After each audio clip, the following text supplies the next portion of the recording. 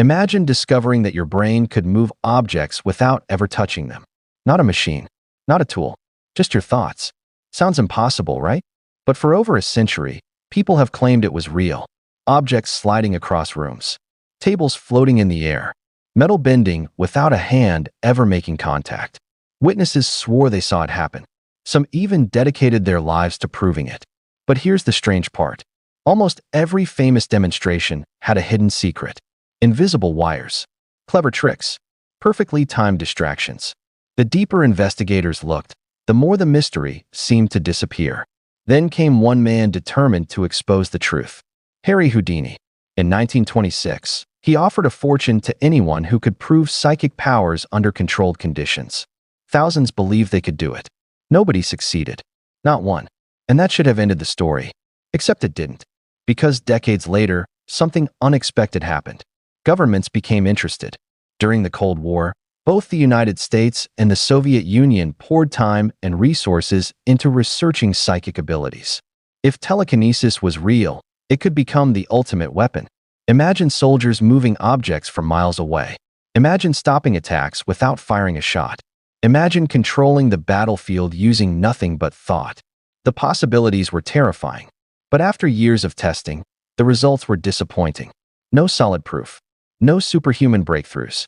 Nothing that could survive scientific scrutiny. Case closed? Not exactly. Because even if telekinesis wasn't real, a much bigger question remained. What if it could become real? And that's when things changed. Because the future wasn't asking whether humans could move objects with their minds. The future was asking how. Now imagine telekinesis suddenly became possible.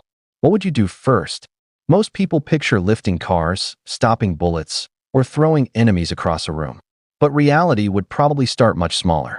Think of telekinesis like an invisible muscle. The first time you use it, you wouldn't be moving mountains. You'd be struggling to pull a TV remote across the couch. And even that would feel exhausting. But here's where it gets weird. The stronger you became, the more your world would change. You could make coffee without leaving bed, open doors from across the room, carry groceries without touching them. Simple tasks would become effortless. Then your abilities would grow.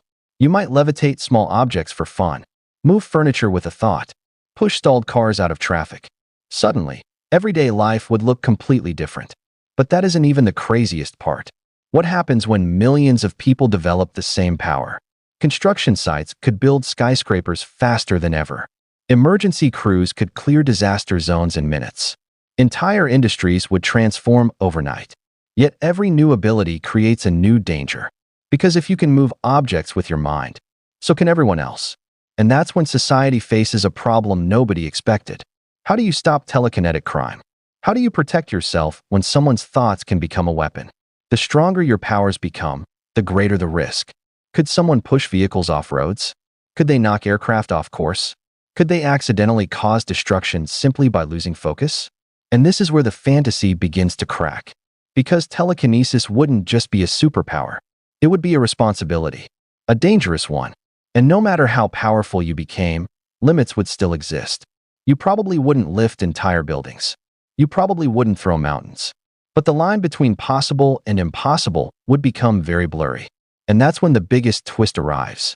What if telekinesis doesn't need magic at all? What if it's already beginning? For years, scientists believed moving objects with thoughts belonged only in science fiction. Then technology started doing something extraordinary. It began reading the human brain. Researchers developed systems capable of translating neural activity into actions. People unable to speak could communicate again. Patients suffering from paralysis could interact with computers using thought alone. And suddenly, the impossible didn't seem so impossible anymore. But here's the strange part. This may only be the beginning. Companies around the world are developing brain-computer interfaces designed to connect human minds directly to machines. Imagine thinking about moving a robotic arm, and it moves. Imagine controlling devices without keyboards, screens, or touch. Imagine interacting with technology as naturally as moving your own hand. That's not fantasy. It's a glimpse of where we're heading. And this changes everything. Because the real question is no longer whether minds can control objects. The real question is how far that control can go. Could future implants operate drones, vehicles, entire robotic systems? Could thoughts one day travel instantly into machines across the world? And that's when the story becomes much bigger than telekinesis. Because every step forward brings humans closer to merging with technology itself. The power won't come from supernatural abilities. It will come from something potentially far more transformative. Human innovation. A future where the line between mind and machine slowly disappears.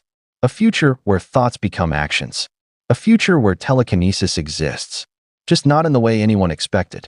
And if controlling machines with our minds is only the first step, what happens when the machines become part of us?